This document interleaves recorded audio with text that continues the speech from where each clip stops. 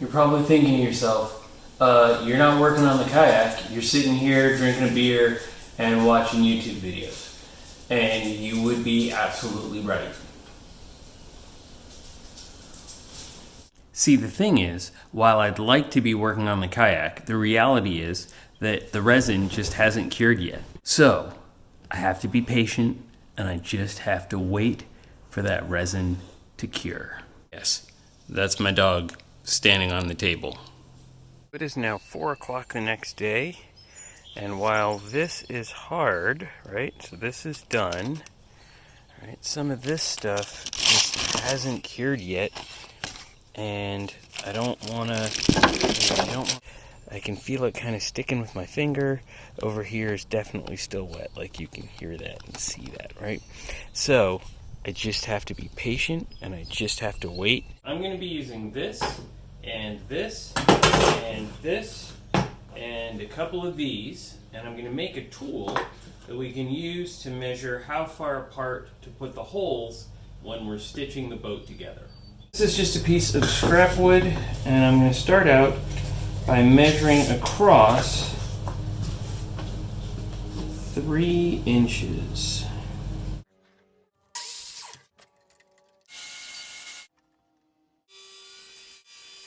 So if we did this right, then the gap here is 1 inch by 1 inch.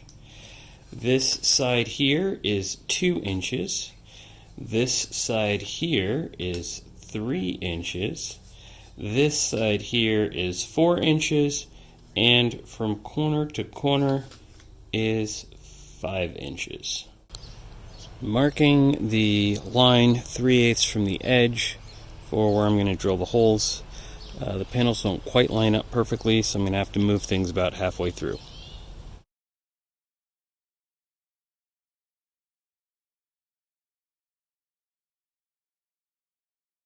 Now we're going to make a mark every 3 inches, starting 1 inch from the edge.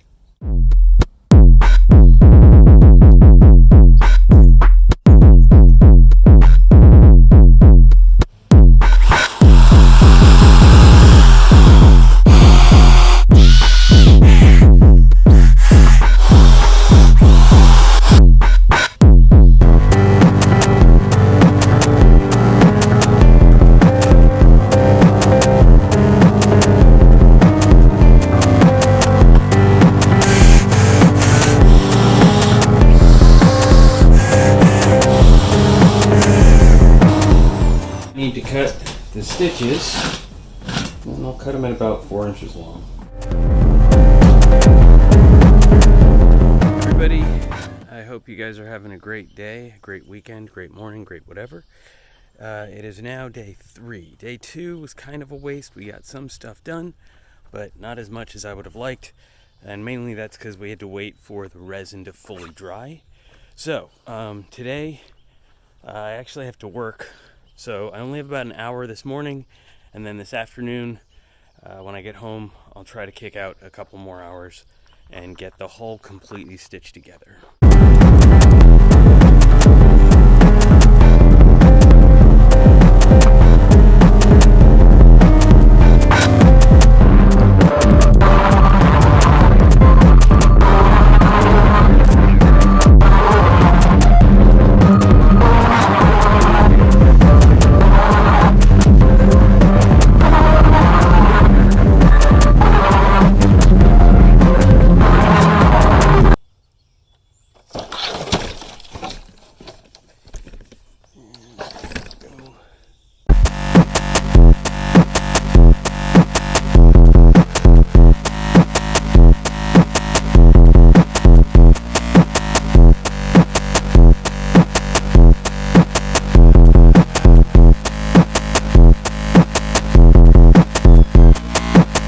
Guys can see the hull, right, with all the stitches going all the way down.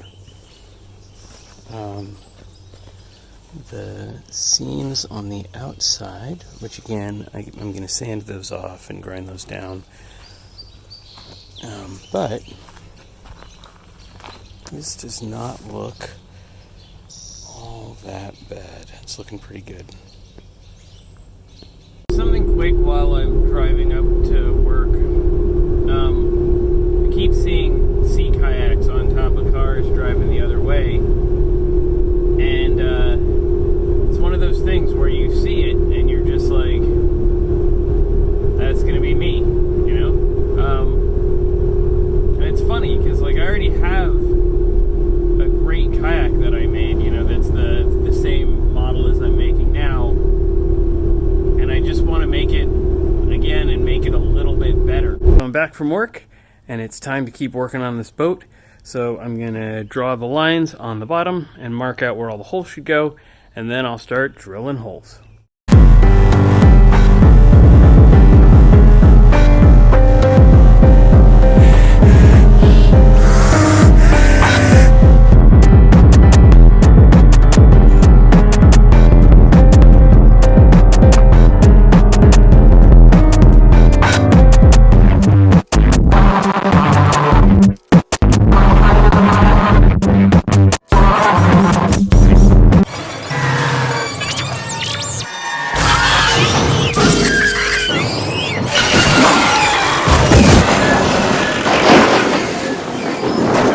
This is one of those moments where you start to think that a kit, like a stitch and glue kayak kit, would be so much better. And the reason why I say that is because just with a kit, everything's cut out on a CNC and you know everything's going to line up.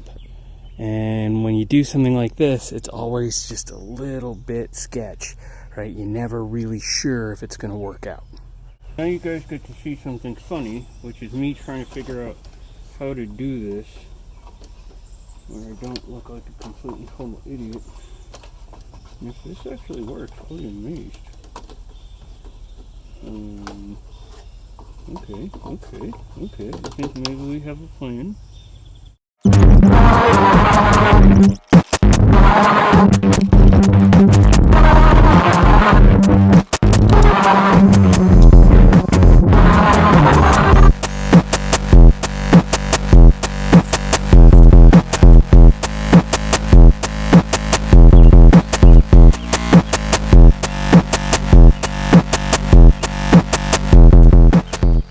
Yesterday when we left off, I was stitching the kayak together, and one of the things that I did, and I totally had a brain fart, I don't know, whatever.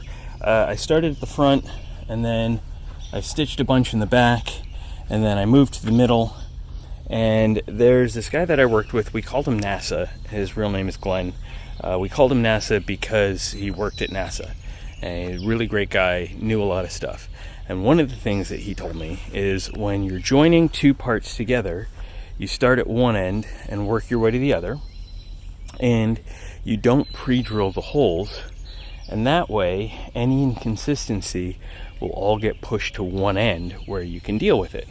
So when I stitched the front and then stitched the back, I thought, oh yeah, no, this way I'll have it supported in the back and then I'll work my way to the middle.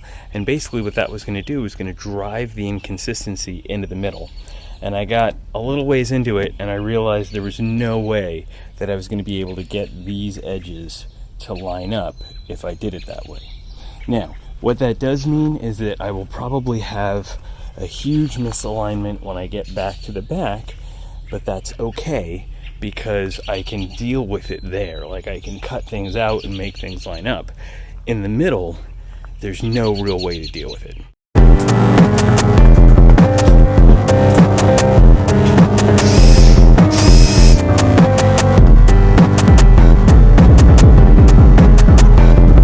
Let's see. Where are you?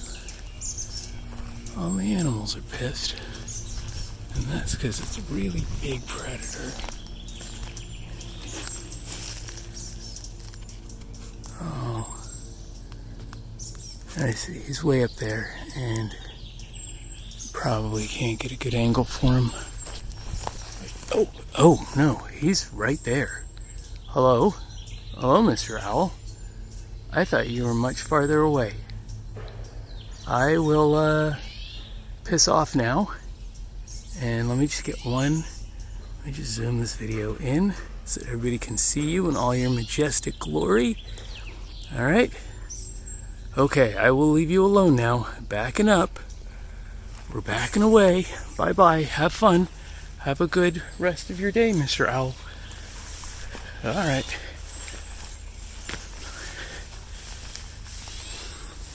And that is like the magic of living someplace like this. Is you just have, like you're sitting here filming a time lapse, and in the middle of it, a friggin' owl just kind of lands in the driveway and then hops up into a tree. Boom.